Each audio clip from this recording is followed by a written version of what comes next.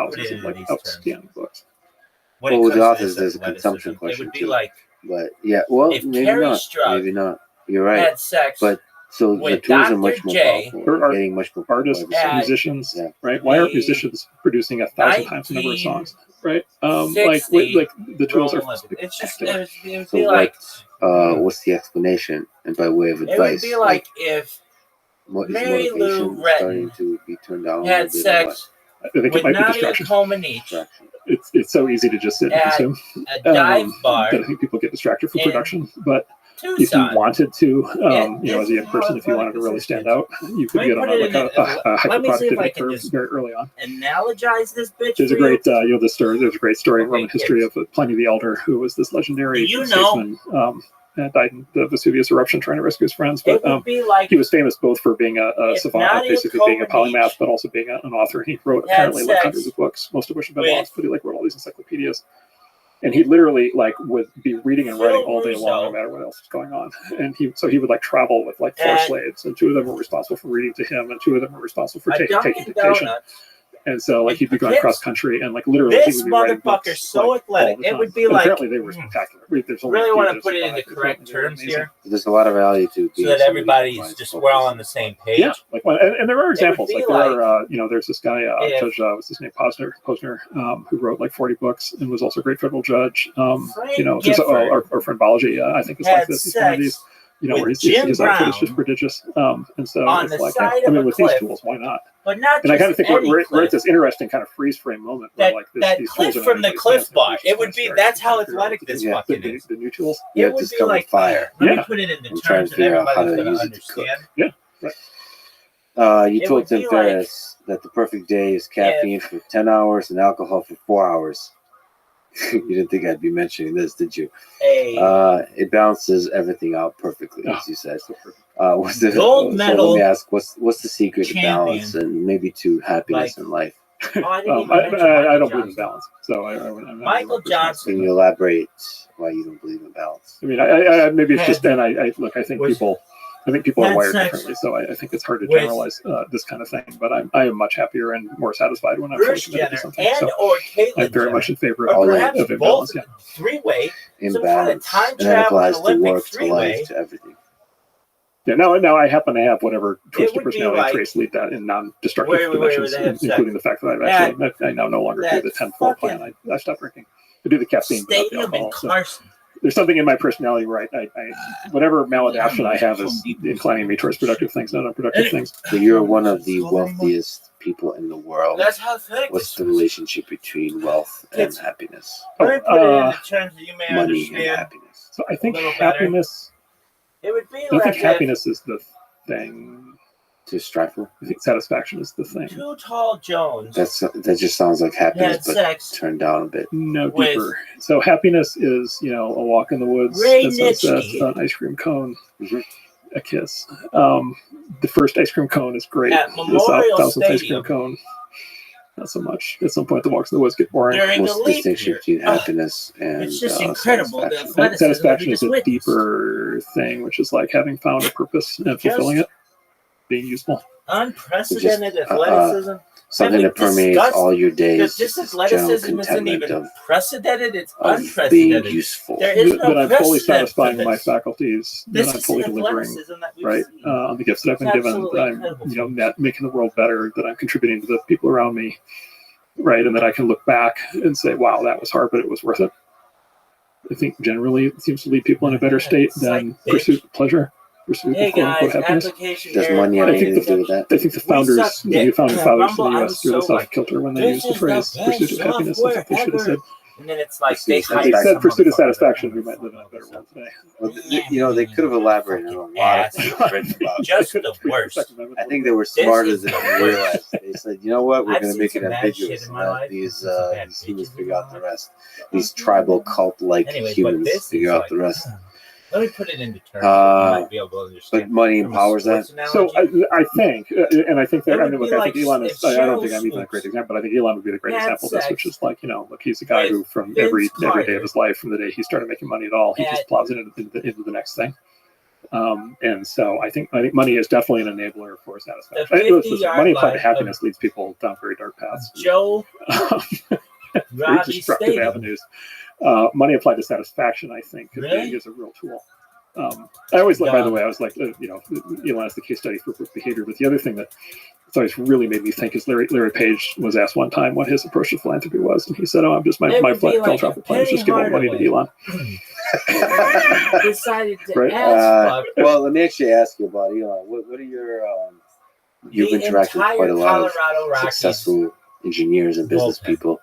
What do you think is special about That's how Elon? We fucking talked about athletic Steve he is. Jobs. Kids, What some rabbits are like, kid, you're never gonna what do you think believe is special about him as a leader, as an innovator? I watched it. I didn't watch it the live, core but of it I is watched it like he's Back to the Future. So he after is it was doing fucking the most amazing. leading edge things in the world, but with a really deeply old school approach. no one watched it live. And so to Everybody find knows that. comparisons to Anybody's Elon, like, you "Oh, need to I go saw to this like shit Henry live." Ford and Thomas Watson Fuck and Howard you. Hughes No, I watched it. and before Andrew Saturday Carnegie, Night.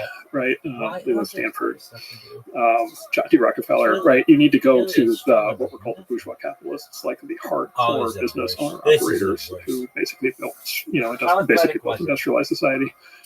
It was like Vanderbilt, and if it's a Randall level of Cunningham hands-on had commitment sex with and depth in the business, Donovan McNabb, coupled with an absolute but priority not in towards Philadelphia, truth in and towards at put Heinz science and Field. technology down to first principles. That is just like absolute. It was just like unbelievably absolute. That's He really how is fucking- ideal that he's it's only just ever talking to incredible. engineers. Like he does Incredible not athleticism. tolerate. He has the It would most be bullshit like tolerance anybody I've if- ever met. He wants ground truth on every single topic. And he runs his Muhammad businesses Ali directly day to day, devoted to getting ground truth in every single Had topic. sex with Joe So, Frazier you think it was a good decision in for the him to buy jungle. Twitter? I have developed a view in life. Did What not is second this guess Elon Musk. bullshit? I know this is going to sound Oh, this crazy is- and unfounded, but Well, I I mean, mean, Somebody watched he's that got American quite a 47 track talking record. about 6 I mean, people look, the combined. car was a crazy. I mean, the car That's- was. I mean, look, He's done a lot of That's things that content. seem That's crazy. grade A starting a new car content. company in the United States of America. The last time somebody really tried to do that was the 1950s, and it was called Tucker Automotive, and it was such a disaster. They made a movie about what a disaster it was. And then rockets, like who does that? Like there's obviously no way to start a new rocket company. Like those days are over. And then to do those at the same time. So after he pulled those two off, like, okay, fine. Like this is one of my areas of like whatever opinions I had about that is just like, okay, clearly you're not relevant. Like this is you at some point you just like that on the person. In general, I wish What more up to people would Baldwin lean and on Mo? celebrating Did you and guys see all supporting this versus athleticism? deriding and destroying. Oh yeah, I mean, look, If you had to- he drives Oh, I resentment. Like just it's made like he is How a you magnet doing? for resentment. I'm right. How many years have you been alive for? 3.5.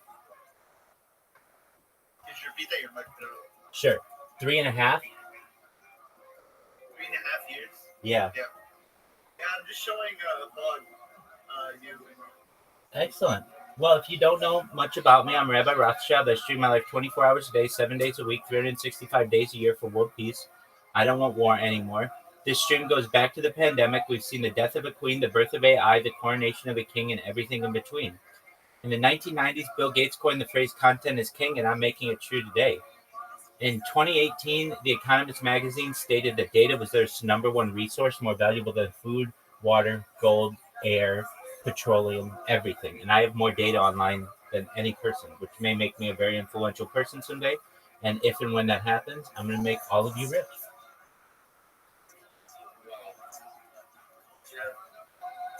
We're good. Who's all of you? Anybody in the server? Well, anybody who's helped me along the way. So I've got all the people in the server, but I'm also live on 33 different devices. We're dog. I'm in But the server is the best way to watch because there's like multiple things. Whatever. 100%. Yeah. Yeah, Mo knows what's up. Mo, you're a sweetheart. Thank you. You know what's going on. Yeah, so we talk about some things that aren't normally discussed in society. Things like anti-gravity, antimatter, dark energy, dark matter. We talk about de-extinction. We talk about things like alien disclosure and life extension technology.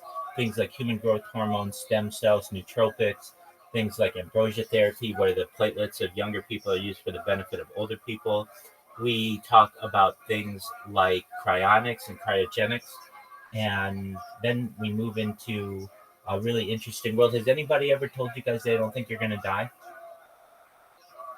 That they don't think I'm gonna die? Yeah, I don't think you're going to die, Mo, and I also don't think you're going to die, Bogdan. Let me explain. Yeah.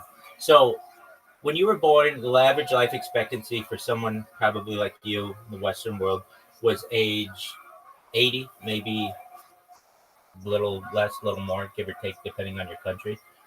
And with the type of technology that I talked about, life extension technology, we may be able to get you to age 100, 120, but eventually your body's going to start to break down and die.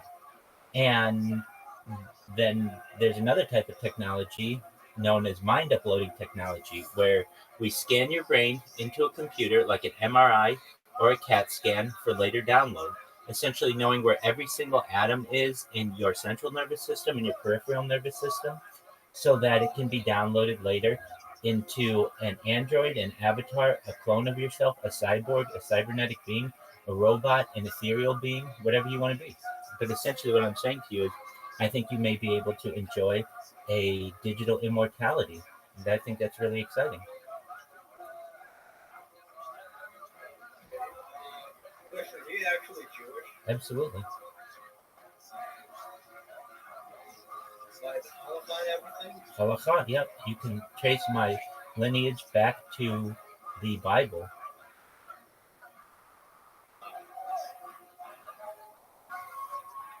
Which one the Bible? Judas? Oh, great question. Actually, my grandmother's grandmother is from the Zagelmeyer family, and Zagelmeyer is the pet name of Betzazel, and Betzazel was the first architect of the Mishkan, which is like the traveling tabernacle.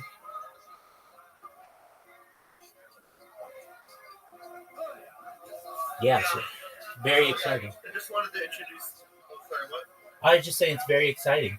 At any given time, on more than 8 different streams, you can watch me on YouTube, and we watch all kinds of podcasts, and we sing karaoke. Last night, we had a bunch of people in here from a cryptocurrency. If you're not aware, this on my head and like all this Harry Potter stuff, or I should say Sonic the Hedgehog and everything that you may see, is a cryptocurrency that's worth $300 million. So they sponsor me. It's a really great community. And so in addition to all the things that I talk about and such, I'm backed by a cryptocurrency that's worth $300 million. So you can't beat that. Yeah. Yeah, Excellent. I just wanted to introduce Bogdan to Well, I appreciate that. And you guys should know you don't have to stay any longer than you want. You go do whatever you want, but come back here whenever you're bored, and we'll talk, we'll become friends, and we'll learn together. Gotta say, I am really interested in stem cells stuff. I really want to make humans be able to reproduce their limbs, like axolotls. Sure. Well, that's certainly an opportunity perhaps in the future. And you may be able to see it. Excellent. Well, it was a pleasure to meet you, and just know that you're always welcome here whenever you want, both you, Mo, and Bogdan. I'm always here to support you, to be positive in your life, to be an optimistic light to you, and just be the best role model that I can to everyone. Excellent. Have a good one. You too, guys. Take care. Peace. Like his critics are the most miserable, resentful people in the world. Like it's almost a perfect match of like the most idealized, technologist, of the century, coupled with like just his critics are just bitter as can be. It's sort of very darkly comic to watch. Well, he fuels the fire of that by being an asshole on Twitter at times, and which is fascinating to watch the drama of human civilization, given our cult roots, just fully on fire. I can't believe those guys were there, and I'm like, Randy Say that. Very successfully. So now their cults have gone, and we search for meaning. What do you think is the meaning of this whole thing? What's the meaning of life, Mark Andreessen? I don't know the answer to that. I think the meaning of the closest I get to it is what I said about satisfaction. So it's basically like, okay, we were given what we have. Like we should basically do our best. What's the role of love in that mix? I mean, like, what's the point of life if you're without love? Like, So love is a big part of that satisfaction. And look, like taking care of people is like a wonderful thing. Like the mentality, there are pathological forms of taking care of people, but there's also a very fundamental, kind of aspect of taking care of people. Like, for example, I happen to be somebody who believes that capitalism and taking care of people are actually, they're actually the same thing. Somebody once said capitalism is how you take care of people you don't know. right? Right. And so, like, yeah, I think it's like deeply woven into the whole thing. There's a long conversation to be had about that, but yeah. Yeah, creating products that are used by millions of people and bring them joy in small or big ways. And then capitalism kind of enables that, encourages that. David Friedman says there's only 3 ways to get somebody to do something for somebody else. I want to tell these guys, like, yo, love, nobody's money, gonna and use force. your shit if it sucks. Okay, well, we'll get love and money are better. Yeah, that's a good ordering. We should bet on those. Try love first. If that doesn't work, then money. Yes. And then force. Well, don't even try that one. Mark, you're an incredible person. I've been a huge fan. I'm glad I finally got a chance to talk. I'm a fan of everything you do, including on Twitter. It's a huge honor to meet you, to talk with you. Thanks again for doing this. I really want to get into that, more into it. Thanks for listening to this conversation with Mark Andreessen. To support this podcast, please check out our sponsors in the description. And now, let me leave you with some words from Mark Andreessen himself. The world is a very malleable place. If you know what you want, and you go for it with maximum energy and drive and passion, the world will often reconfigure itself around you much more quickly and easily than you would think. Thank you for listening, and hope to see you next time.